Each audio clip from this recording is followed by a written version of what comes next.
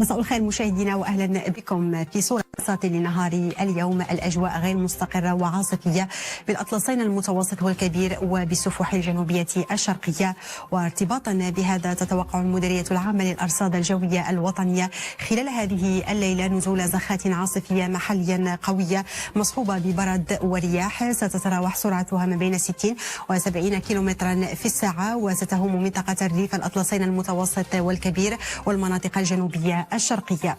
اما غدا بمشيئه الله ستكون الأجواء غير مستقرة مع نزول زخات عاصفية وتساقط للبرد كذلك بالأطلس المتوسط بالمناطق الغربية المجاورة بالريف بالمنطقة الشرقية. هذا وستكون السماء قليلة السحب إلى غائمة بالواجهة المتوسطية بمنطقة السايس وبباقي السهول الأطلسية الشمالية مع نزول قطرات مطرية وعواصف رعدية متفرقة.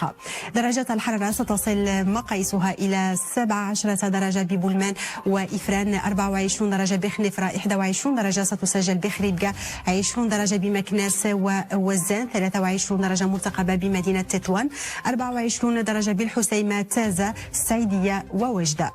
أما المقاييس العليا ستصل إلى 40 درجة بفيجيج، 38 درجة ببعرفة، 37 درجة ستسجل بوجدة، 34 درجة بتازة ووزان، 29 درجة بطنجة و27 درجة ستسجل بالرباط.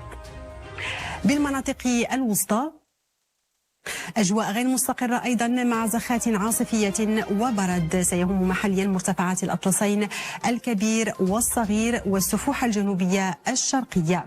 درجات الحرارة ستصل مقاييسها إلى 17 درجة بقليميم سيدي إفني وأكادير، 20 درجة مرتقبة بمدينة آسفي، 23 درجة بورزازات، 27 درجة بأرفود و30 درجة ستسجل بطاطا. وخلال الظهيرة مرتقبة 41 درجة بأرفود، 40 درجة بزاغورة وطاطا، 37 درجة بورزازات، بني ملال والراشدية، و38 درجة ستسجل بمراكش.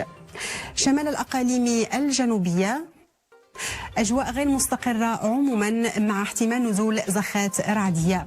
درجات الحرارة ستصل مقاييسها إلى 17 درجة بطنطان، 19 درجة ببوجدور بكرة وسمارة، 23 درجة بجلتة زمور، و25 درجة ستسجل بالزاق. أما المقاييس العليا ستصل إلى 37 درجة بالزاق، 36 درجة بجلتة زمور، 35 درجة بالعيون، و31 درجة مرتقبة ببكرة. بأقصى الجنوب الأجواء عموما قليلة السحب إلى غائمة خصوصا بالسواحل. بالمناطق الداخلية طقس مستقر ومشمس. درجة الحرارة ستصل مقاييسها إلى 20 درجة بالداخلة، 22 درجة بالقويرة، 23 درجة ببئر انزران، و27 درجة ستسجل بأوسرد. بعد الزوال مرتقبة 40 درجة بأوسرد، 35 درجة ببئر انزران، و31 درجة ستسجل بالقويرة.